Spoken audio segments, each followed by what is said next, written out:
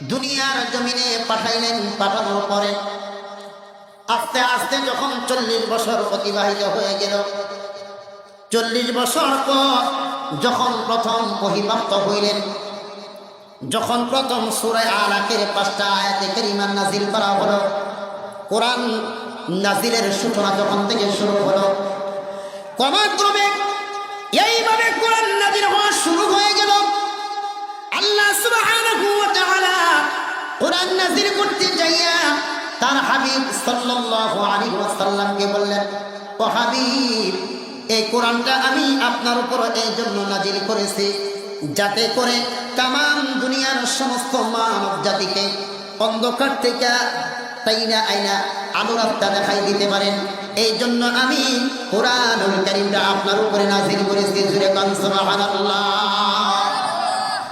আলিফ লাম রা কিতাবুন আনসালনাহু ইলাইকা লিতুখরিজান নাসা মিনাজ-যুলুমাতি ইলান-নূর। আল্লাহ রাব্বুল আলামিন তার হাবিব সাল্লাল্লাহু আলাইহি ওয়াসাল্লামকে বলেন, ও আমার হাবিব, আমি এই কিতাবটা আপনার উপরে এই জন্য নাজিল করেছি যাতে করে তামাম দুনিয়ার সমস্ত মানব জাতিকে অন্ধকার থেকে টাইনা আইনা আলো রাস্তা দেখাইতে পারেন। আচ্ছা, আপনাদের কাছে আমার জিজ্ঞাসা, আপনাদের কাছে আমার প্রশ্ন, এই কোরআন মানুষদেরকে অন্ধকার থেকে টাইনা আনা আলো রাস্তা দেখাইতে পারে কি পারে না? আলো রাস্তা দেখাইতে পারে কি পারে না? এই কোরআন এমন পাওয়ার, এই কোরআনের সাথে যদি কোনো মানুষের সম্পর্ক হয়ে যায়, এই কোরআনের সাথে যদি কোনো মানুষের ভালোবাসা হয়ে যায়, মহব্বত হয়ে যায়, তাহলে ওই মানুষটারে আল্লাহ রাব্বুল আলামিন অন্ধকারের গলির থেকে উঠাইয়া খাঁটি একজন মানুষ বানাইয়া ঈমানের পাওয়ার দিয়া সোজা জান্নাত পর্যন্ত পৌঁছাই দেয়। জোরে কন্যা সুবহানাল্লাহ। এই জন্য কোরআনের সাথে একটু সম্পর্ক করবেন, কোরআনের সাথে একটু লাগবেন। দুনিয়ার উপমা একটা চুম্বক যদি আপনি রশি দিয়ে বা সুতা দিয়ে বাঁধেন, বান্ধার পরে রাস্তা দিয়ে যদি নাড়াচাড়া করেন, বালুর ভিতরে যদি একটু নাড়াচাড়া করেন, দেখবেন এই বালুর ভিতরে ছোট ছোট যদি আপনার লোহার কণা থাকে, চুম্বকের ভিতরে আকর্ষণ হয় কি হয় না? হয় কি হয় না? চুম্বকের সাথে ওই লোহার কণাগুলি আস্তে আস্তে উঠে আসে। এটা চুম্বকের ধর্ম। দুনিয়ার চুম্বক যদি বালুর ভিতরে ঢুকাই দিলে ছোট ছোট লোহার কণাগুলি টাইনে ভাই করে আনতে পারে। আর কোরআন এমন একটা ম্যাগনেট, কোরআন এমন একটা চুম্বক, কোরআন এমন একটা পাওয়ার, কোরআন এমন একটা পাওয়ার, এমন একটা ম্যাজিক, এই কোরআনের সাথে সম্পর্ক করলে ওই মানুষগুলোর অন্ধকার থেকে টাইনা আনে আলো রাস্তা দেখাতে পারে। এই কোরআন মানুষদেরকে যে অন্ধকার থেকে টাইনা আনে আলো রাস্তা দেখায় তার জ্বলন্ত প্রমাণ। সমকালীন বিশ্বের শ্রেষ্ঠ সুন্দরী, নামটা আমি পরেই বলবো, আমেরিকার হলিউডের একজন নায়িকা। হয়তো বলবো যে হুজুর কোরআন হাদিসের মাহফিলের নায়িকার নাম নিলেন কেন? নিলাম তার একটা কারণ আছে। আজকে আমাদের ঘরের ভিতরে কোরআনুল কারীম, আজকে আমরা ভালো হইতে পারি নাই। আমাদের এখানে মাদ্রাসা দৈনিক কোরআন তেলাওয়াত হয়, আমরা তারপরও ভালো হইতে পারি নাই। কোরআন তেলাওয়াত সবসময় শুনি, আমাদের জীবন পরিবর্তন হয় না। আর ওই সমস্ত নর্তকীগুলি সারা জন্ম গুনাহ কাজের ভিতরে লিপ্ত হওয়ার পরেও, আল্লাহর কালাম শোনার পরেও ওই সমস্ত জগৎ ছেড়ে দিয়ে আল্লাহর কালামের ভিতরে দাবিত হয়ে মুসলমান হয়ে গোটা জিন্দেগিটা তাদের পরিবর্তন করে ফেলাইছে। এরকম হলিউডের একজন বিখ্যাত সুন্দরী, টাকা পয়সার অভাব নাই, মান সম্মানের অভাব নাই, খ্যাতি যশ কোনো দিক দিয়ে তার অভাব নাই, কিন্তু তারপরেও কেন তারা মুসলমান হইলেন? ওই জগৎ কেন ছেড়ে দিলেন? ছোট্ট করে বলি, আল্লাহ তাআলা তাদেরকে এত পরিমাণ সম্পদ দিয়েছিলেন। কি পরিমাণ সম্পদ দিয়েছে জানেন? এই মহিলা চীনামাটি চিনেন? চীনামাটি, এই চীনামাটি সারা পৃথিবীর কোন দেশে পাওয়া যায় আপনারা জানেন? কোন দেশে পাওয়া যায় জানান না বুঝলি, কারণ এগুলো খবর আপনারা রাখেন না। আল্লাহ সুবহানাহু ওয়া তাআলা এই সম্পদ আমাদের বাংলাদেশেই দিচ্ছেন। দিনাজপুর ফুলবাড়িয়া থানায় যাবেন, যাই দেখতে পারেন এই সম্পদ আল্লাহ তাআলা আমাদেরকে দিয়ে রাখছেন। চীনামাটি, সামান্য চীনামাটির এতটুকু ছোট্ট একটা বাটি যদি আপনি বানাইতে চান, আপনি কিনতে চান, মার্কেটে যা জিজ্ঞেস করবেন, এতটুকু একটা বাটি এই এতটুকু একটা বাটির দাম 12 থেকে 13,000 টাকা পড়বে। অরিজিনাল চীনামাটির এতটুকু একটা বাটির দাম 12 থেকে 13,000 টাকা পড়বে। এই চীনামাটি দিয়া ওই মহিলা 3 একটা বিল্ডিং বানাইছে। প্রত্যেকটা বিল্ডিং এর ভিতরে 20টা করে রুম, 20টা 40টা 60টা রুম। তাহলে এতটুকু একটা বাটির দাম যদি 14,000, 15,000, 10,000 টাকা হয়, এখন মিলান তো দেখি এই 60টা রুম বানাইতে গেলে কত হাজার কোটি টাকা মহিলাটা খরচ করেছে, কত হাজার কোটি টাকা খরচ করেছে। মার্সিডিজ গাড়ি একটা গাড়ির দাম 1.5 কোটি টাকা। 10টা গাড়ি আছে, একটা সকালে চালায়, ওইটা দুপুরে চালায় না, দুপুরে ওইটা চালায়, রাতে ওইটা চালায় না, মানে প্রতিদিন গাড়ি চেঞ্জ করে, গাড়ি পরিবর্তন করে। এরকম 10টা মার্সিডিজ গাড়ি তার আছে। 1.5 কোটি টাকা দিয়ে সুদা করে প্রতিদিন, 1.5 কোটি টাকা দাম। প্রতিদিন মদ পান করে। 1 পাউন্ড মদের দাম হচ্ছে 1.5 লক্ষ টাকা। পৃথিবীর সর্বশ্রেষ্ঠ মদ স্যামসাং মদ, এই 1 পাউন্ড মদের দাম হচ্ছে 1.5 লক্ষ টাকা। এই 1.5 লক্ষ টাকা একবার যদি খাই তাহলে একবারে 1.5 লক্ষ যায়। 2 বার যদি খাই তাহলে কত যায়? 3 বার যদি খাই তাহলে কত যায়? আর যদি বন্ধু বান্ধব নিয়ে মিলে খায় তাহলে দৈনিক কত হাজার লক্ষ টাকা সে মদের পিছনে ব্যবহার করবে। মিলাই দেখছেন কত হাজার টাকা ব্যয় করে। এই মহিলার নিজের সরাসরি বিমান আছে, সরাসরি এই বিমানের ভিতরে একটা জায়গা আছে, রিমোট চাপ দেয়, দিলে জায়গাটা ফাঁক হয়ে যায়। নিজের মার্সিডিজ গাড়ি সরাসরি বিমানের ভিতরে ঢুকায়। আবার ওই বিমান নিয়ে যে কোনো দেশে সে উড়াল দিয়ে চলে যায়, নিজেই পাইলট। তারে সংবাদ দেওয়ার জন্য পৃথিবীর প্রত্যেকটা রাষ্ট্রের ভিতরে মানুষ আছে, প্রত্যেকটা রাষ্ট্রের ভিতরে মানুষ আছে, সংবাদ দেয়। ওই মহিলা পত্রিকার ভিতরে আসছে কমসে কম 20,000 যুবকদেরকে সে তার নিজের দেহটা বিলাই দিয়েছে, ইজ্জত বিলাই দিয়েছে। প্রত্যেকটা দেশে তার সংবাদ দেওয়ার জন্য মানুষ আছে। যে দেশে সুন্দর পুরুষ আছে সংবাদ দেয়, নিজে বিমান তারা ওই দেশে চলে যায়। বিমান গাড়ি নামানোর পরে বেসগেট থেকে নিজের মার্সিডিজ গাড়িটা বাইর করে সোজা চালাইয়া ওই যুবকের কাছে চলে যায়। উনি লিখছেন 20,000 যুবককে তিনি তার দেহটা দান করেছেন। তিনি লিখছেন যে আমি এত গুনাহ করেছি, গুনাহ করার পরে কি আল্লাহ আমারে ক্ষমা করে দিবেন? আল্লাহ আমাকে ক্ষমা করবেন? আপনাদের কি ধারণা এত গুনাহ করার পরে বুঝতে আল্লাহ ক্ষমা করবে নাকি? করেন আল্লাহ ক্ষমা করতে পারে না? পারে না? আল্লাহ ক্ষমা করে দেন। সম্মানিত বাবাজির আমার, ওই মহিলাটি প্রতিদিন হাজার হাজার লক্ষ লক্ষ টাকা মদের পিছনে খরচ করে। নিজের বিমান আছে, নিজের মার্সিডিজ গাড়ি আছে, 1.5 কোটি টাকা দিয়ে সে জুতা ব্যবহার করে। নিজের স্বামীও আমেরিকার ভিতরে সবচেয়ে বড় একটা ব্যাংকের পরিচালক। তিনিও ব্যাংকের থেকে প্রতি মাসে মাসে কোটি কোটি টাকা তিনি বেতন পান। টাকা পয়সা তাদের অভাব হয় না। সারাদিন উড়ায়, উল্টা পাল্টা করে, টাকা পয়সা তাদের শেষ হয় না। আল্লাহ তাআলা এই পরিমাণ অর্থ সম্পদ তাদেরকে দিয়েছেন। কথা আমি শর্ট করে দিচ্ছি, এই দিকে গেলে লম্বা হয়ে যাবে। এই মহিলা হঠাৎ করে কি হয়ে গেল? সিনেমা করতে যাই না, অভিনয় করতে যাই না, ভালো লাগে না। স্বামীরা ডাকতে বললে শুধু এই জায়গাটা একটু খালি খালি লাগে, এই জায়গাটা একটু অস্থির অস্থির লাগে। কি করা যায়? স্বামীও ডাকতে বললেন, ও গো স্ত্রী, বুঝতে পেরেছি তোমার ভিতরে টাকার অঙ্কটা কম হয়ে গেছে, আরো টাকা লাগবে। আরো টাকা হইলে দিলের ভিতরে শান্তি লাগবে, আর সারা শান্তি হবে না। আর কিছু টাকা কামাই করা লাগবে। ডাক্তার ডাক দিলেন, আমেরিকার সবচেয়ে বড় বড় ডাক্তার। ডাক দেওয়ার পরে যে আপনার স্ত্রী কোনো রুগী নাই, কোনো রোগী নাই। কিছু নাস্তা বড়ি দিলেন, কিছু গ্যাস্ট্রিকের বড়ি দিলেন, এই সেই দিয়া কয় বাড়ামতে ঘুম পাড়ান, ঘুম পারলেই আপনার স্ত্রী ঠিক হয়ে যাবে। তারপরে ঠিক হয় না। 1 মাস কোনো কাজে যায় না, 1 মাস সিনেমায় যায় না, কোনো শুটিংয়ে যায় না। সবচাইতে পরিচালক তার বাড়িতে আসছে, আসার পরে বলতেছে, কি খবর, তুমি যাও না কেন? যে আমার এই কাজগুলি করতে আর ভালো লাগে না। ওই তোমাকে আমার একটা কাজে যাইতেই হবে। আমি তোমার এক জায়গায় নিয়ে যাব, অস্ট্রেলিয়ায় নিয়ে যাব। আমার একটা ছবির সামান্য ছোট্ট একটা ক্লিপ, সামান্য ছোট্ট একটা সিন, তোমার কিছু করা লাগবে না। একটা ঝর্ণা থেকে পানি নামবে, আর ওই ঝর্ণার নিচে তুমি উলঙ্গ হয়ে একটু ড্যান্স দিবা।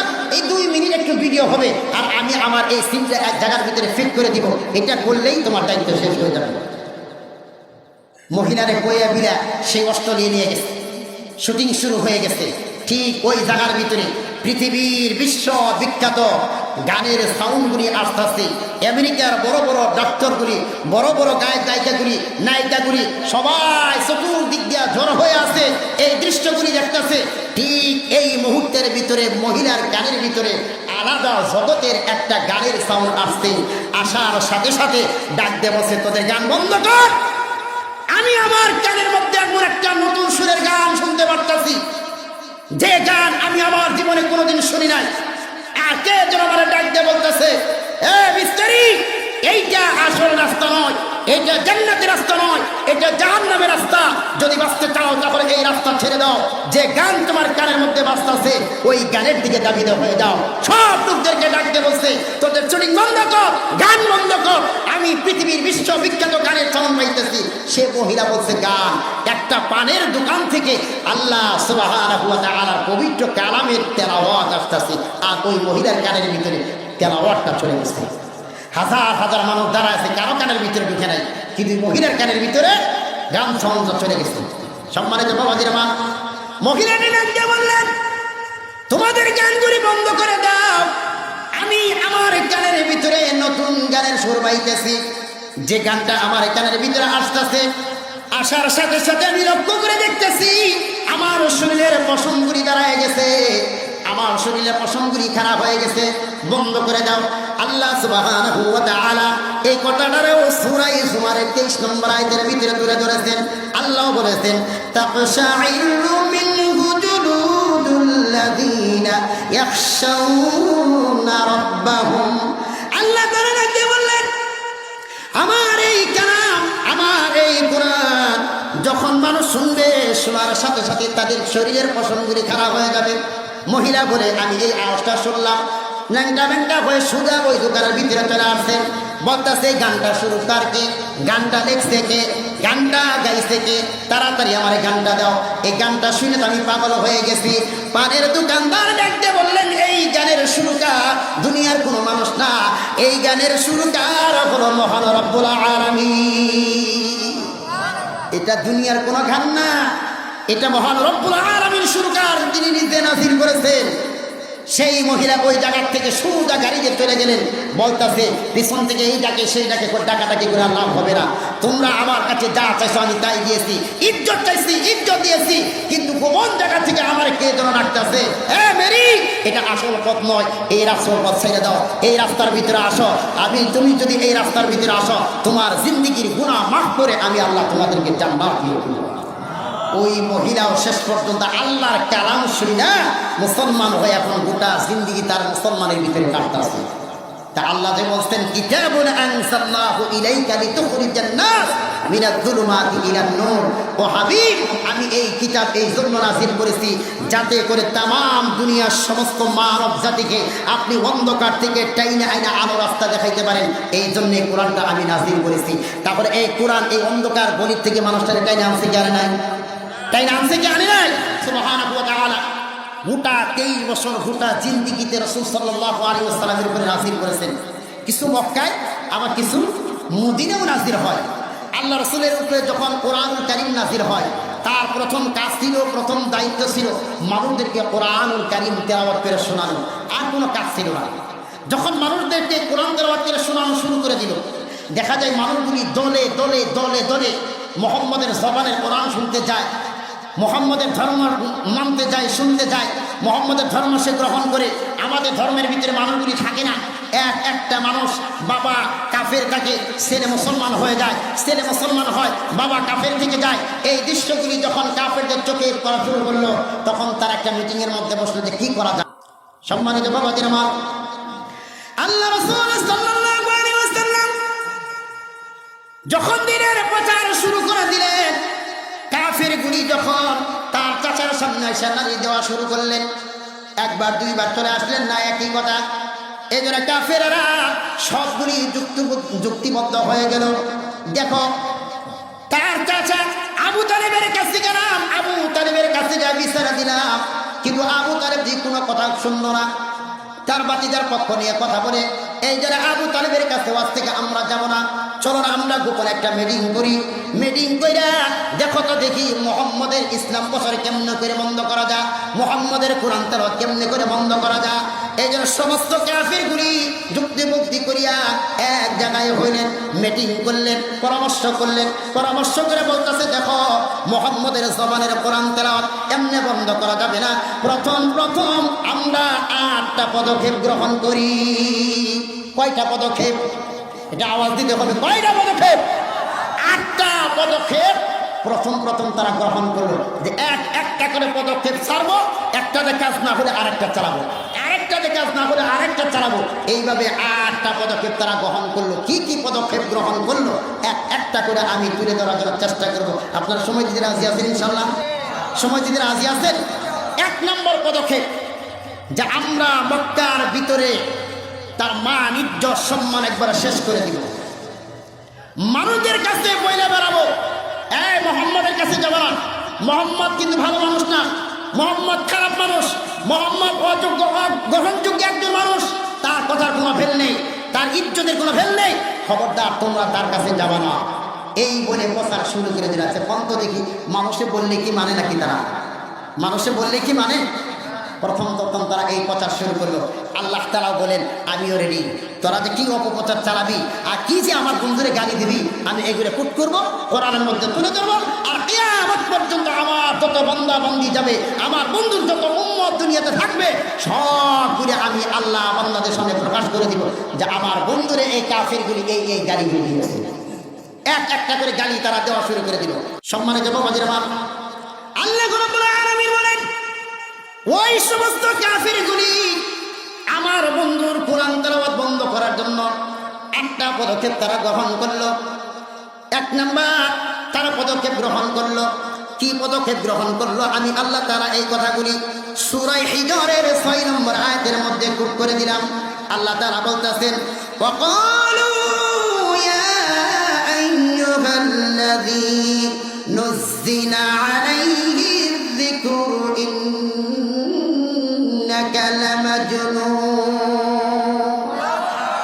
তারা বলল ওই ব্যক্তির উপরে যার উপরে তথা কোরআন নাযিল হয়, তুমি তো একজন পাগল, তুমি তো একজন উম্মত। যার উপরে কোরআন নাযিল হয় তুমি তো একজন পাগল, তুমি তো একজন উম্মত। কাফেরেরা উম্মত বলা শুরু করলো, কাফেরেরা জাদুকর বলা শুরু করলো। এইটা আস্তে আস্তে সমাজের সব মানুষের কাছে প্রচার করা শুরু করলো। এই মোহাম্মদের কাছে যাবে না, মোহাম্মদ কিন্তু একজন উম্মাহ, মোহাম্মদ কিন্তু একজন পাগল। তোমরা যদি মোহাম্মদের কাছে যাও তোমাদেরকে পাগল বানায় ছাড়বে। দেখো না অমুক অমুক অমুক অমুক মোহাম্মদের সাথে ঘুরে হেরা পাগলা হয়ে গেছে, নিজের ধর্ম সব কিছু বাদ দিয়া হ্যাঁ কিছু দৌড়ে সারাদিন। খবরদার তোমরা তার কাছের ভিতরে যাইবা না, পাগল বলা শুরু করে দিল। সম্মানিত বাবাজির আমার, আল্লাহ রাব্বুল আলামিন বলেন, কাফেররা পাগল বলেই শুধু ক্ষান্ত হয় নাই। এটা যখন আস্তে আস্তে প্রচার শুরু করে দিল, সব মানুষগুলি যখন পাগল বলা শুরু করে, উম্মত বলা শুরু করলো, কিছুদিন চললো, তারপরে নতুন করে আবার গালি তারা বাইর করলো। আল্লাহ তাআলা ডাক দিয়ে বললেন, কি গালি তারা বাইর করলো? আমি এটাও কোট করলাম সূরা সাদের 4 নম্বর আয়াতের ভিতরে। আল্লাহ তাআলা বলতেছেন, ওয়াজিবু আন জাআহুম মুনযিরুম মিনহুম ওয়া ক্বালাল কাফিরুনা হাযা সাহিরুন কাযযাব। সম্মানিত বাবাজির আমার, তারা অবাক হয়ে গেল, বিস্মিত হয়ে গেল, আর চিন্তা করা শুরু করলো, আহারে তাদের কাছ থেকেই, তাদের পক্ষ থেকে একজন সতর্ককারী আসছে। তিনি যে একজন পাগল, তিনি যে একজন উম্মত, তিনি যে একজন মিথ্যাবাদী। তারা বলতেছে আমাদের পক্ষ থেকেই, আমাদের ভিতর থেকেই একজন নবী আসছে, সতর্ককারী আসছে। আর তারা বলতেছে মোহাম্মদ পাগল, মোহাম্মদ হলো মিথ্যাবাদী। আল্লাহ তাআলা ডাক দিয়ে বললেন, মোহাম্মদকে পাগল বলা শুরু করলো, মোহাম্মদকে উম্মত বলা শুরু করলো, মিথ্যাবাদী বলা শুরু করে দিল। আজকে দেখেন দুনিয়ার চিত্র। আগে ওলামা যারা দিন প্রচার করে, যারা তারপরে দিনের কথা যারা বলে, তাদেরকেও এক শ্রেণীর মানুষ আছে, ওই সমস্ত মানুষগুলো আলেম ওলামারাও পাগল বলে। কথা বলেন ঠিক কিনা? আলেম ওলামাদেরকেও পাগল বলা শুরু করে। আল্লাহ তাআলা ডাক দিয়ে বললেন, এটাই বলে তারা শেষ করলো না, আরো তারা গালি দিচ্ছেন। আমি তাদের গালিগুলি সূরা সাফফাতের 36 নম্বর আয়াতের মধ্যে কোট করলাম। আল্লাহ তাআলা ডাক দিয়ে বলেন, ওয়া ইয়াকুলু আইন্না লাতারিকু আলিহাতিনা লিশাইরিন মাজনুন। আল্লাহ বলেন তারা আরো গালি দিল কি? তারা বলল আমরা কি এক পাগল কবির কথায় আমাদের দেবদেবীকে ছাইরা দিব? আমরা আমাদের দেবদেবীরে ভুলে যাবো একটা পাগল কবির কথায়? সে তো একজন পাগল, সে একজন উম্মাদ। ওর উপরে ইংলিশ জিন বস করছে, তার কান্দের উপরে সোয়ার হয়েছে। আর এই জিনগুলি আইসা তারা আশেপাশে কিছু মন্ত্র শিখাই দিয়ে যায়, আর এইগুলো দিন বড় মানুষের সামনে ডেলিভারি করে ওর উপরে জিন বস করছে। এটা পড়া শুরু করে দিচ্ছে। কারণ তখন না মোহাম্মদ এক এক আয়াত করে, যেগুলি পড়ে তার সঙ্গে কি সুন্দর মিল আছে, যেটা পড়ে তার ভিতরে মিল। কোরআনের ভিতরে একটা মিল আছে না, একটা সৌন্দর্য আছে না? আপনি কোন জায়গায় যাবেন, যেখানে করবেন, যে সূরায় করবেন, ওই সূরার ভিতরে মিল আছে কিনা? ইন্না আ'তাইনাকাল কাউসার ফাসাল্লি লিরাব্বিকা ওয়ানহার ইন্না শানিআকা হুয়াল আবতার ইয়াসিন ওয়াল কুরআনিল হাকীম ইন্নাকা লামিনাল মুরসালিন আর রহমান আল্লামাল কুরআন খালাকাল ইনসান আল্লামাহুল বায়ান। এইভাবে আপনি যেখানেই যাবেন, ওয়াশ-শামসি ওয়া দুহাহা ওয়াল কমারি ইযা তালাহা ওয়ান নাহারি ইযা জাল্লাহা ওয়াল লাইলি ইযা ইয়াগশাহা, শুধু হা হা। এই কোরআনের সৌন্দর্য মালা, সুন্দর গাঁথনি মিল আছে কি না? এই জন্য তারা বললো যে মোহাম্মদের উপরে জিনে বসবাস করছে, সোয়ার হয়েছে, আর এগুলি শিখাই দিয়ে আসা, শিখাই দিয়ে গেলে এগুলি মানুষের সামনে তারা ডেলিভারি করে শুরু করে। আর বলতেছে আমরা এই পাগল কবির কথাই কি আমাদের দেবদেবীরা ছেড়ে দেবো নাকি? দেবদেবীরা ছেড়ে দেওয়া সম্ভব না। এই সমস্ত কাফিরগুলি এক একটা করে গালি আবিষ্কার করে সমাজের ভিতরে ডেলিভারি দেওয়া শুরু করে। এখন দেখতেছে না কোনো দিক দিয়ে কাম হইতেছে না, মোহাম্মদের জবানের কোরআন তেলাওয়াত বন্ধ করা যাইতেছে না, তার পিছনে লোকজন সরানো যাইতেছে না। কি করা যায়? তারা কাম করে, যে কাম কর কি, যে আমরা একটা মিটিংয়ের ব্যবস্থা করি, সব যুবক করে ডাক দিই, কাবার চত্বরে আসতে বল, যুবকদেরকে নিয়ে আমি একটা মিটিং করতে চাই। সব যুবকদেরকে একত্রিত করা হলো। ওয়ালিদ ইবনে মুগীরা, সাইবা, তারা ডাক দিয়ে বলো নেতা আপনি কেন এই যুবকদেরকে এক জায়গায় করলেন? তার কারণ আছে। কি কারণ? ওই কারণ হলো আজকে মিটিং করলাম, খবরদার আজ থেকে চুক্তিবদ্ধ হলো, এই স্বাক্ষর দেন ওয়ালিদ ইবনে মুগীরা, এই সাইবা স্বাক্ষর দে, আজকের পর থেকে কেউ যেন মোহাম্মদের কোরআন তেলাওয়াত শুনতে না যায়। আজকের পর থেকে যদি মোহাম্মদের জবানের কোরআন শুনতে কেউ যাও, তাহলে তার 10 বছরের জেল হবে, জরিমানা হবে। খবরদার মোহাম্মদের জবানের কোরআন তোমরা কেউ শুনতে যাবা না। এটা ডিল পাস হয়ে গেল, সিগনেচার দিলেন, স্বাক্ষর হয়ে গেল, যার মতো বাড়িতে চলে গেছে। এই সমস্ত কাফেরদের একটা অভ্যাস ছিল, দিনের বেলায় আল্লাহ রাসূলের সাথে বিরোধিতা করে, আবার রাতের বেলায় গোপনে গোপনে যাইয়া আল্লাহ রাসূল সাল্লাল্লাহু আলাইহি ওয়াসাল্লামের জবানের কোরআন তেলাওয়াত শুনে। এই দুনিয়া দেখেন না, যে হুজুরের গালি দেয় বেশি, আবার রাতের বেলা ওই হুজুরের ওয়াজ না শুনলে ঘুম আসে না। আমি নিজে চোখে দেখা দেখছি, সারাদিন হুজুরের উল্টা পাল্টা গালি দেয়, এটা করবো সেটা করবো, যা ইচ্ছা তাই মুখ দিয়ে বলে। কিন্তু রাতের বেলা ওই হুজুরের ওয়াজ শুনে তারপরে ঘুমান, ওয়াজ না শুনে ঘুম আসে না। এরকম চরিত্রের মুসলমান বুঝি আমাদের মধ্যে নাই, আছে কিনা? আছে না। সম্মানিত বাবাজির আমার, আবু জাহেল সমস্ত যুবকদেরকে একত্রিত করিয়া সিগনেচার দিলেন, আর সব মানুষদেরকে ডাক দিয়ে বলেন খবরদার আজকের পর থেকে মোহাম্মদের জবানের কোরআন তেলাওয়াত কেউ শুনতে যাইবা না। বিল পাস হয়ে গেল, যদি যাও 10 বছরের জেল হবে। সমস্ত মানুষগুলি যখন চলে গেল, একা আবু জাহেলের একটা মুরগি ব্যারাম আছে, সটবটানির ব্যারাম আছে। সারাদিন যত বিরোধিতা করি, কিন্তু আমি নিজেই তো মোহাম্মদের কোরআন তেলাওয়াতের ভক্ত, তার কোরআন তেলাওয়াত না শুনলে আমি আবু জাহেলের তো ঘুম আসে না। ওই দিন তো মিটিং করেছে, রাতের বেলায় বিছানার মধ্যে শুয়ে আছে, তার স্ত্রীও শুয়ে আছে, রাতের 2টা 3টা বাজে গেছে। আবু জাহেলের তো সর্ব শুরু হয়ে গেছে, কারণ আবু জাহেল জানে রাতের 3টা যখন 2টা বাজে যায়, মোহাম্মদ এই কাবার চত্বরে আসবে, তাহাজ্জুদের নামাজ পড়বে, ওই তাহাজ্জুদের নামাজের ভিতরে কোরআন তেলাওয়াত করবে। আমি আবু জাহেল বসে বসে মোহাম্মদের জবানের কোরআন তেলাওয়াত শুনবো। জোরে কোন সুবহানাল্লাহ। তার মনের মধ্যে একটা চিন্তা চেতনা হয়ে গেল।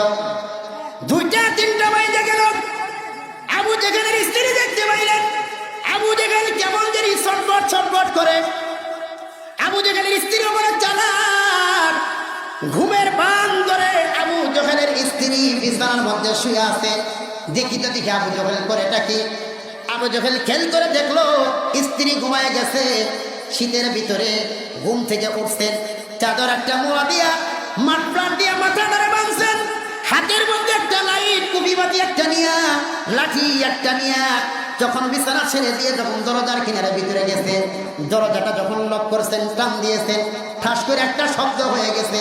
আবু জেহেলের স্ত্রীও ডাক দিয়ে বলেন, এই আবু জেহেল, ঘটনাটা কি, ব্যাপারটা কি? এখন রাত 2টা-3টা বাজে যায়, এই অন্ধকার রজনীতে 2-3টার সময় তুমি ঘর থেকে কই যাও? আবু জেহেল তো ধরা খায় গেছে। আবু জেহেল ডাক দিয়ে বললেন, ওগো স্ত্রী, আমি একটা ভালো কাজের ভিতরে যাইতেছি, খবরদার আমার তুই বাধা দিবি না।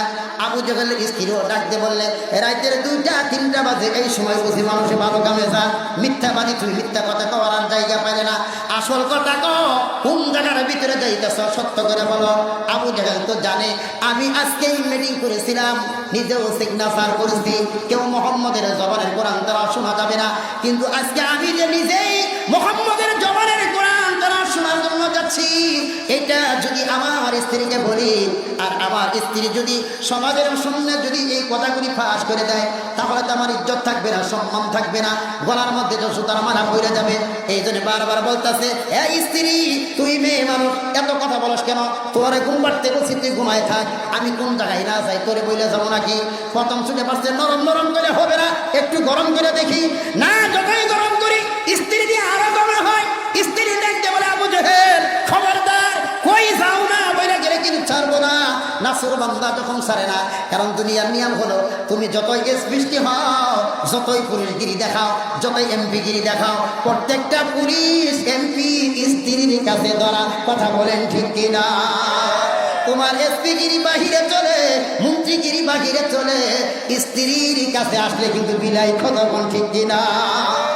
যত বড় কিছু গন, যত বড় এমপিগিরি দেখান, চেয়ারম্যানগিরি দেখান, বইয়ের কাছে কিন্তু চেয়ারম্যানগিরি খাটে না। এই বক্তাগিরি যত দেখায়, স্ত্রীর কাছে কিন্তু বক্তাগিরি চলে না। চলে নাকি? চলে না। ওই যে এক দেশের এক গল্প শুনছিলাম, সন্তান বাবারে বলতেছে, বাবা বড় অফিসার, বলতেছে, আব্বা তোমার দিকে এলাকা ছোট বড় সব মানুষের সালাম দেয়, সব দিকে ডরায়, ঘরে আইলে আমার আম্মা ডরায় না, আম্মার দিকে তুমি ডরাও কে? তুমি ডরাও খা? বাবা শোনো, বাহিরে আমি সব মানুষের জন্য বাঘ, আমি আসছি, কিন্তু ঘরের ভিতরে তোর মা আমার এসছে, আমি বিড়াল, আমি বিড়াল। তো এটাই নিয়ম, দুনিয়ার সব পুরুষ কিন্তু পুরুষের কাছে ধরা, নাকি বলে স্ত্রীর কাছে ধরা, ওই জায়গায় মাপ ধরি আর চলে না। স্ত্রী বলতেছে, কি খবর, রাতে 2টা-3টা বাজে কোনো যান, একটু কয়ে যান। আবু জেহেল আমি একটা বালা কাজে যাইতেছি, কোন বালা কাজে যাইতেছি একটু কয়ে যান যায় না, বইলা যান, কই যান? নাসুর বান্দা ছাড়ে না, কেন আবু জেহেলের স্ত্রীও নেত্রী টাইপের স্ত্রী, বুঝলেন না? কিছু কিছু মহিলা আছে না, ওই দেখেন না, বিভিন্ন দলের যখন মিছিল বাইর হয় সব পুরুষেরা থাকে পিছে, আবার কিছু কিছু মহিলা আছে পুনরায় টান দিয়া মান্দার মধ্যে শক্ত করে বান্দা একটা সামনের কাতারে মারতে মারতে যা। আছেন এরকম কিছু মহিলা? ওই প্রকৃতির এই মহিলা হলো আবু জেহেলের স্ত্রী। সম্মানিত বাবাজির আমার, আবু জেহেল বারবার ডাক দিয়ে বললেন, এরা স্ত্রী রে, আমি ভালো কাজের ভিতরে যাচ্ছি, আমার তুই বাধা দিস না। স্ত্রী বারবার বলে, কোন জায়গায় যাবেন, আমার বইরা যান। নাসুর বান্দা ছাড়ে না। আবু জেহেল বলতেছে, ওই স্ত্রী, আমি যখন আসল কথাটা বলি আর এই কথাটা যদি সমাজের মানুষের সামনে কথাটা ফাঁস হয়ে যায়, তাহলে আমার মানুষের থুতু নিক্ষেপ করবে, জুতার মালা গলায় দিবে। আবু জেহেলের স্ত্রী ডাকতে বললেন, আহারে না জানি তুমি কোন খারাপ কামটা করতে যাইতেছ, কোন নাফরমানের কামটা করতে যাইতেছ, যে কারণে মানুষের তোমার থুতু নিক্ষেপ করবে, জুতার মালা পরাবে, তাড়াতাড়ি বলো কোন জায়গার ভিতরে যাও। আবু জেহেল ডাকতে বলে, স্ত্রী রে, আমি তোমার সত্য কথা বলতে পারি, তবে খবরদার আমার সাথে তোর ওয়াদা করা লাগবে, এই কথা ঘর সারা তুই আর আমি সারা তৃতীয় কানে যেন না যায়। কথা কোন ঠিক কিনা? আবু জেহেলের স্ত্রী বললেন, ঠিক আছে, কথা নড়াচড়া হবে না। বলেন না, আপনি কোন জায়গার ভিতরে যান? কয়, এক স্ত্রী শোনাই, আমি আজকে দিনের বেলায় মিটিং ডাকছিলাম, যুবকদেরকে বলছিলাম, যুবকেরা খবরদার খবরদার, কেউ মোহাম্মদের জবানের কোরআন তেলাওয়াত শুনতে যাবি না। কিন্তু তুমি তো জানো না গো স্ত্রী, মোহাম্মদ যখন কোরআন তেলাওয়াত করা শুরু করে দেয়, তার জবানের কোরআন তেলাওয়াত না শুনলে আমি আবু জেহেলের রাতের ঘুম হয় না। জোরে বলা যাবে নি সুবহানাল্লাহ। আমার রাতের বেলায় ঘুম হয় না। স্ত্রী ডাক দেব স্নেহকো, এই কথা বুঝি স্বামী আমার, তুমি বুঝি একাই মুহাম্মদের জবানের কোরআন তারা শোনার ভক্ত, তুমি তো জানো না আমি তোমার স্ত্রী মুহাম্মদের কোরআন তেলাওয়াত শোনার ভক্ত। আমি নিজেও একা যাবা কেন, আবারও নিয়ে যাও। কই তাই নাকি, তুমিও বুঝি মুহাম্মদের জবানের কোরআন তেলাওয়াত শোনো? কহ আমিও কোরআন তেলাওয়াত শুনি। কই তাহলে চলো দুইজনে মিললেই যাই। এখন একটা মাফলার দিয়ে কাঞ্চন বাঁধছে, তারপরে একটা কম্বল পেঁচাইছেন শরীরের ভিতরে, কুপিবাতি একটা নিছেন, হাতের মধ্যে নাকি একটা নিছেন, নিয়ে টকটক টকটক করতে করতে ওই কাবা চত্বরে কাবা ঘরে কোনার ভিতরে বসে গেছে। আল্লাহ রাসূল সাল্লাল্লাহু আলাইহি ওয়াসাল্লাম নামাজের ভিতরে যখন কোরআন তেলাওয়াত করা শুরু করে দিলেন, আবু জাহল স্ত্রী সহ দুইজনে মিল্লা কোরআন তেলাওয়াত শোনা শুরু করে দিয়েছে। ওই দিকে আরেক নেতাগুলি কয়, আবু যখন যাব না, আজকে আমি যাই শুনে আসি। উতবা বলে, সাইবা যখন যাবে না, আবু যখন যাবে না, আজকে আমি যাই কোরআন তেলাওয়াত শুনে আসি। এই করতে করতে চাইর নেতা ঘরের চার কোনায় সুরে কন্যা সুবহানাল্লাহ, চাইর নেতা এখন যায় হাজির। সম্মানিত বাবাজির আমার, আল্লাহ রাসূল সাল্লাল্লাহু আলাইহি ওয়াসাল্লাম কোরআন তেলাওয়াত দীর্ঘ সময় আবু জাহল শুনল, নেতারা শুনল। শুনতে শুনতে আবু জাহলের স্ত্রী আবু জাহল সহ, কারণ রাতের তো 2টা-3টা বাজে, সারা রাত তো ঘুমাই নাই। কারণ মোহাম্মদ কোন সময় আসবে, কোন সময় কোরআন তেলাওয়াত শুনবো, এই জন্য তার ঘুমাই নাই। এদিক দিয়ে তো রাতের 2টা-3টা বাজে গেছে। কারণ রাতের 2-3টা বাজলে মানুষের তো 2-3টা বাজে, ঘুমের 12টা বাজে। আবু জাহলের স্ত্রী কোন সময় কোরআন তেলাওয়াত শুনতে শুনতে হেরান দিয়া সুন্দর ঘুমায় গেছে। এমন ঘুম দিছে, সকাল হয়ে গেছে। পূর্ব দিক থেকে যখন সূর্যটা আলোটা যখন করা হয়ে আবু জাহলের কপাল বরাবর লেগে গেছে, সঙ্গে সঙ্গে আবু জাহল লাফ দিয়ে উঠছে। উঠতে দেখে ব্যাপার কি, রাত নাই, সকাল হয়ে গেছে। ধমক দেয় স্ত্রী, তাড়াতাড়ি উঠ, আজকে যদি মানুষ দেখে জুতার মালা ছাড়া আর কোনো গতি নাই। এই স্ত্রী তাড়াতাড়ি উঠ, ধমক একটা দিছে। এই জন্যই তো মহিলা মানুষ কোনো জায়গায় নিতে হয় না। আগেই কইছিলাম তোরা নিয়ে তো বিয়া বাড়ি করছি, কি হয়েছে? দেহস না কি হয়েছে, সকাল হয়ে গেছে, সূর্য উঠে গেছে। এখন যদি মানুষ দেখে মোহাম্মদের বাড়ির আশপাশে মোহাম্মদ কোরআন তেলাওয়াত করছে, এখানে এসে আমরা বই রয়েছি, মানুষ আমরা থুতু দিব না, গলার মধ্যে সুতার মালা করবো না? উঠ তাড়াতাড়ি। এখন পুষ্পুষি তাড়াতাড়ি উঠছে, তাড়াতাড়ি উঠা সোজা বাড়ি দৌড় দিছে। এই দিক দিয়ে ঘটনা কি করছে জানেন? ওই যে আবু জাহলের স্ত্রী যারা কম্বল গায়ে গেছে, সেই কম্বল বেচারি ওই জায়গায় নাই গায়ে গেছে, কম্বল ওই জায়গায় নাই গায়ে বসে। আর ওদিক দিয়া সাইবা আছে না, সাইবা কম্বলটারে টুকায় হয়ে নিছে। মানে একদিক দিয়া চুরি করলে বলে, একদিক দিয়ে ধরার জন্য কিছু আলামত রেখে যা। তা আবু জাহেল তো চুরি করতে গেছে, মানে কোরআন তারা শুনতে গেছে, এই আলামত একটা রেখে আসছে। বাড়িতে যায় দেখতেছে স্ত্রী কি কম্বল কই, স্ত্রী স্বামীরে বলতেছে, মানে স্বামী ঘটনা যারা করছে, কি হয়েছে? ওই যে কম্বলটা গায়ে দিয়ে গেছিলাম, কম্বলটা ওই জায়গার ভিতরে রাখা হয়েছে। ইন্না নিল্লা, কষ্টটা কি, কষ্টটা কি? এটা যদি এখন সমাজের লোকজন দেহে, উপায় আছে, ও তাড়াতাড়ি কিছু খাওয়া দেয়, তাড়াতাড়ি যায় কম্বলটা করাই নিয়ে আসে। যায় ও যে নেতাকে হাতে দেখা, অলিদ ইবনে মুগিরা, সাইবা, এরা ডাক দেখো, নেতা কই যান? যাইতেছি এক জায়গায়। চোখ এবার লাল কে, সারা রাত ঘুম পারেন নাই? তুমি করে চোখ লাল কে, তোমরা ঘুম পারো নাই? তোমরা কি করছো? নেতা সারা কি করেন না, আপনি সারা রাত যে কাম করছেন, আমরা এই কাম করছি। আপনি ওই চুরি করে মিটিং এর মধ্যে বিল পাস করে কইছেন যে মোহাম্মদের জবানের কোরআন তেলাওয়াত শোনা যাবে না, আর আপনি নিজেই গেলেন। আমি তো মনে করছি তোরা কেউ আবি না, আজকে আমি গেছি, তো তোরা আইলি কেন? আমরা তো মনে করছি আপনি যাবেন না, জবানের মধ্যে শেষবারের মতো আমরা কোরআন তেলাওয়াত শুনে আসি। নেতা আপনি আইন পাস করলেন, আপনি গেলেন, আজকে কোন তো নেতা মোহাম্মদের সাথে বিরোধিতা করে লাভটা কি? আবু জাহেল কয়, কত দিকে আসলে মোহাম্মদ কেমন মানুষ? সব নেতারা ডাক দিয়ে বললে, আবু জাহেল শুধু খামাকা মোহাম্মদকে আপনি কষ্ট দেন। মোহাম্মদ যেটা প্রচার করে সত্য, মোহাম্মদ যেটা প্রচার করে 100% সত্য। আমরা খামাকা শুধু তাদের বিরোধিতা করি।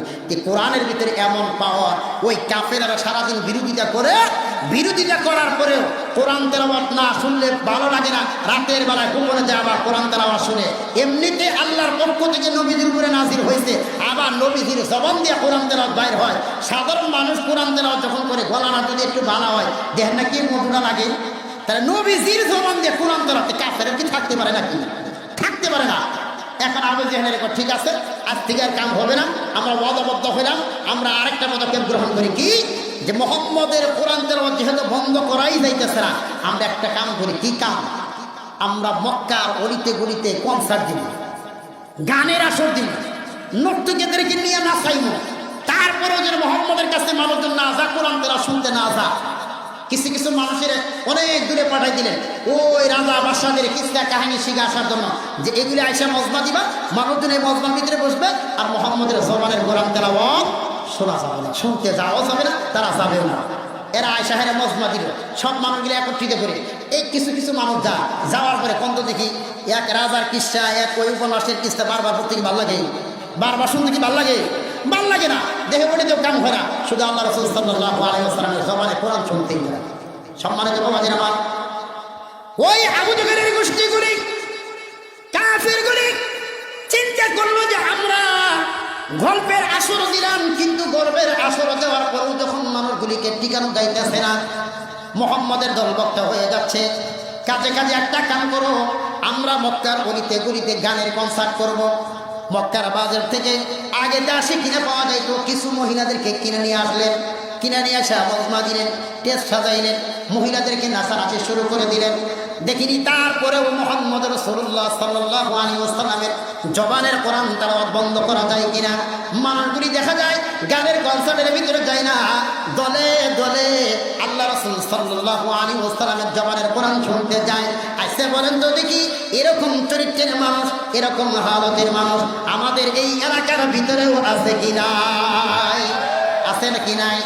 গানের কনসার্ট দিবে, কোনো অসুবিধা নাই। কোরআনের মজবা দিতে গেলে অসুবিধা, কোরআনের মজবার ভিতরে আসবে না।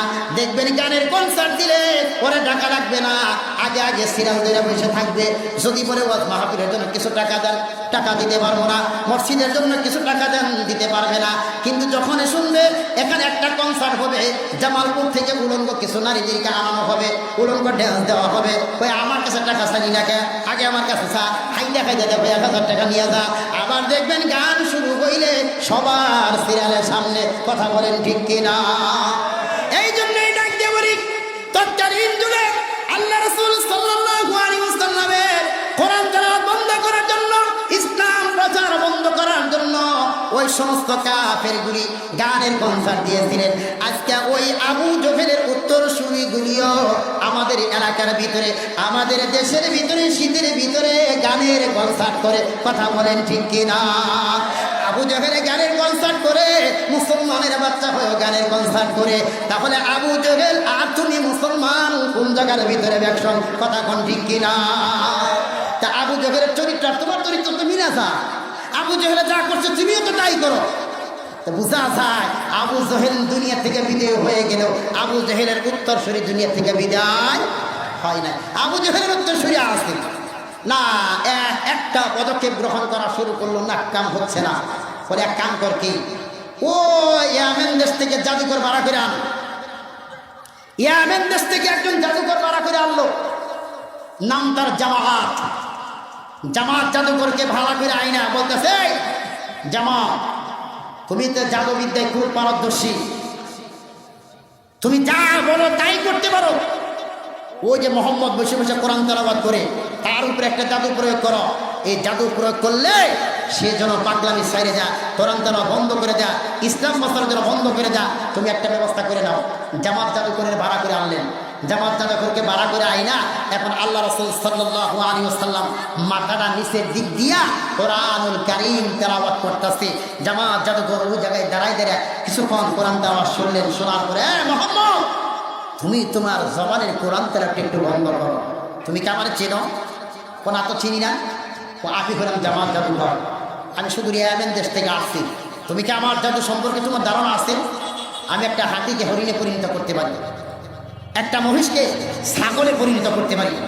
এত জাদুর প্রভাব, এত জাদুবিদ্যা, এত জাদু তার শক্তিশালী, এখন তোমার উপরে একটা জাদু প্রয়োগ করব, জাদু দেওয়ার সাথে সাথে তোমার সব পাগলামি খতম হয়ে যাবে। জোরে কন্যা আলহামদুলিল্লাহ। সম্মানিত বাবাদের মা, আল্লাহ রাসূল সাল্লাল্লাহু আলাইহি ওয়াসাল্লাম জামাত জাদুকরকে ডাক দিয়ে বললেন, এই জামাত জাদুকর, আমি যে কি তেলাওয়াত করি, আমি যে মানুষদেরকে কি বলি, তুমি কি তোমার জবান দিয়া তোমার কান দিয়ে কোনোদিন শুনছো নাকি? কয় না, শুনি নাই। কয় তাহলে আমি যে কি বলি, কি তেলাওয়াত করি তোমার একটু শোনাইতে চাই, তুমি শুনবা কিনা বলো। জামাত জাদুকর বললেন, আসলে তুমি কি বলো, কি তেলাওয়াত করো, একটু শুনতে চাই। সে তার চিলতার সহিত ভঙ্গির সহিতই জামাত জাদুকর আল্লাহ রাসূল সাল্লাল্লাহু আলাইহি ওয়াসাল্লামের জবানের কোরআন তেলাওয়াত শোনা শুরু করে দিলেন। নবী আমার কোরআন তেলাওয়াত শোনা শুরু করলেন। পড়া নবী আমার তেলাওয়াত করতেছেন, দীর্ঘ সময় কোরআন তেলাওয়াত হইল। নবীজি আমার যখন কোরআন তেলাওয়াত বন্ধ করতে যাবে, সঙ্গে সঙ্গে জামাত জাদুকর চিৎকার দিয়ে বলেন, হে মুহাম্মদ, কোরআন তেলাওয়াত বন্ধ করো না রে মুহাম্মদ, এই কোরআন তেলাওয়াত তুমি আরো চালিয়ে যাও। জোরে কোন সুবহানাল্লাহ।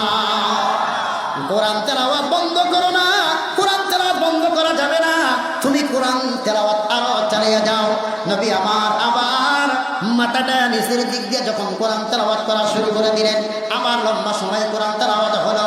নবী আমার যখন আবার কোরআন তেলাওয়াত বন্ধ করতে যাবে, জামাত জাদুকর ডাক দিয়ে বললেন, না না, কোরআন তেলাওয়াত বন্ধ করা যাবে না, এই কোরআন তুমি আরো চালাও। হে মুহাম্মদ, তুমি যতবার আল্লাহর কালাম কোরআনটা তেলাওয়াত করতে থাকো, আমার শোনার কেমন যিনি আগ্রহ আরো বেশি বেশি বাইরে যায়। জোরে কোন সুবহানাল্লাহ। কোরআন তেলাওয়াত বন্ধ করো না রে মুহাম্মদ, কোরআন তেলাওয়াত বন্ধ করা যাবে না, কোরআন তেলাওয়াত চালিয়ে যাও। নবী আমার আবার যখন কোরআন তেলাওয়াত শোনা শুরু করে দিলেন, লম্বা সময় কোরআন তেলাওয়াত হলো।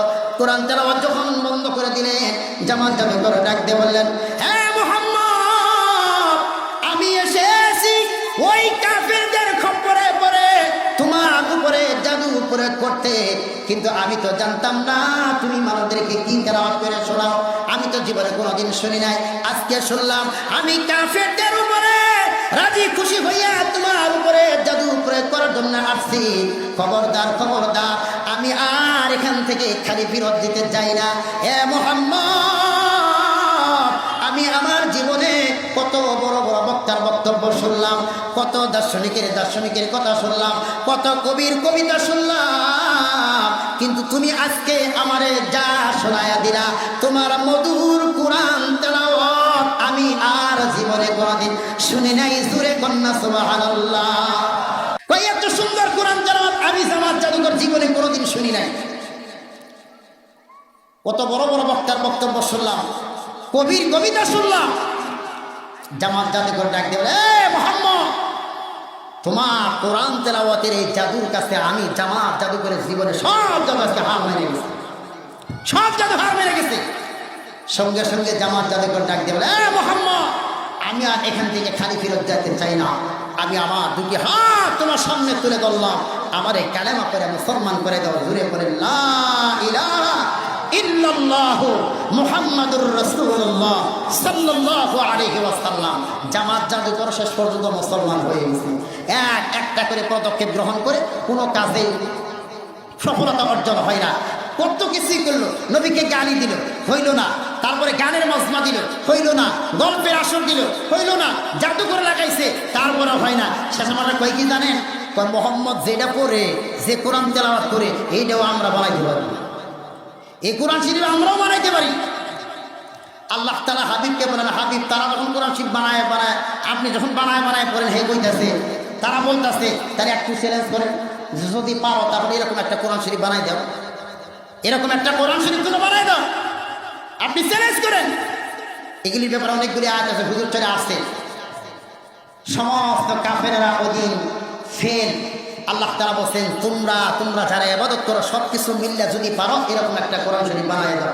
আজকে বন্ধ দেখি, ওরা তো দূরের কথা, দুনিয়া সব মানুষের মিল্লা, কোরআন তো বাদ দিলাম, একটা জবর নুক্তাকে বানাই দিতে পারবো, নুক্তাকে বানাই দিতে পারবো, সব ফেল বানাইতে পারে নাই। আল্লাহ তাআলা তার রাসূলকে বলেন, হাবিব, আপনি চ্যালেঞ্জকে আরো সহজ করে দেন যে পুরা কোরআন বানানো লাগবে না, যদি পারো এই কোরআনের মধ্যে যে সূরা আছে সূরা 10টা সূরা হইলে বানাই দেন। পারবো তো নাকি কর? পারছিল তো না? 10টা সূরাও বানাইতে পারে নাই। আল্লাহ তাআলা তার হাবিবকে বলেন, হাবিব চ্যালেঞ্জকে আরো সহজ করেন, 10টা সূরাও বানানো লাগবে না, পুরা কোরআনুল কারিমও বানানো লাগবে না, যদি পারে এই কোরআনের ভিতরে সবচেয়ে ছোট্ট একটা সূরা, সূরাটার নাম কি? সূরাতুল কাউসার, যদি পারে এরকম একটা ছোট্ট সূরা হলে বানাই দিক। পারছিল তো না? পারে না। দুনিয়ার সমস্ত মানুষ মিললেও পারাবা সম্ভব হবে না। এই দিক দিয়া সব ফেল। একজন কবি আসে, দার্শনিক আসে, ফেল হয়ে যায়।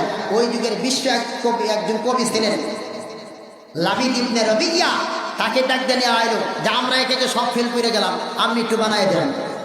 একজন কৌতূহল করে ওই সূরা কাউসারটা সুন্দর করে লেখা কাবা করে চত্বরে লাগাই দিয়েছেন, ওয়ালের সাথে সরাই দিয়েছেন যে কেউ যদি পারো এরকম একটা ছোট্ট সূরা বানাই নিয়ে যাও। কারণ সবগুলি ফেল হয়ে গেছে। ফেল হয়ে লাবিদ ইবনে রবিয়া তিনি গেছেন, তিনি যাইয়া নিজদের লেখাইছে লাইসা হাযা কালামুল বাশার, এটা দুনিয়ার কোনো ভাষাই না, এটা হলো আসমানের আওয়াজ। সম্মানিত পিয়ারা হাজিরিন, এই জন্য কোরআন তেলাওয়াত বন্ধ করার জন্য কাফেররা কত রকমের পদক্ষেপ যে তারা গ্রহণ করেছে, কোনো পদক্ষেপে তারা সাকসেস হইতে পারে না। কারণ এই কোরআনের সুইচ হলো আল্লাহ তাআলার কাছে। কার কাছে? আল্লাহর কাছে। আমি আপনি শত ইচ্ছা করলে কোরআনের সুইচকে বন্ধ করা যাবে? এই যে বাতি জ্বলতেছে, এই মেহফিলের ভিতরে যত মানুষ আছে সব মানুষের মিললে ফু দেন তো দেখি একটা বাতি নিয়ে যেতে পারেন কিনা? পারবেন? কিয়ামত পর্যন্ত সময় দিলে পাবেন না? এই বাতির একটা সুইচ আছে এক জায়গার ভিতরে, এই সুইচ বন্ধ করলে অটোমেটিক সব বাতি বন্ধ হয়ে যাবে। আল্লাহ বলছেন যে কোরআনের সুইচগুলো আমার কাছে, কাফেরেরা ষড়যন্ত্র করলে কি হবে? এই সুইচ আমার কাছে ইচ্ছা করলে ফু দিয়ে এই কোরআনের আলো নিভে দেওয়া সম্ভব না।